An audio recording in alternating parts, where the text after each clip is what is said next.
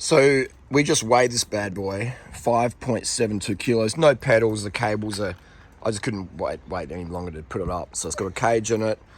We're going to put some brake pads in there. There's a few things, I've ripped this off of Marita, so I've got to get rid of the hardware. So it's around 5.7 kg, no pedals, with a SRAM 22 group SRAM 10 crank on there. And this is a Winspace SLC, Junior. And we're going to build this up for a test ride review anytime. But I just couldn't wait to put it up. Just think this is great. Super light, easy to build. 27 two-post, press fit BB, came in no worries. Easy headset to install. Just a really laid back, easy to build bike. How light does it feel, Natasha?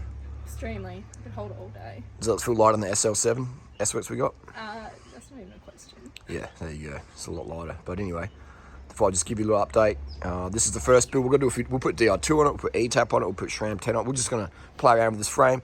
But yeah, this was the winning vote was put SRAM 22 on it. And so we've done that. Thanks for watching.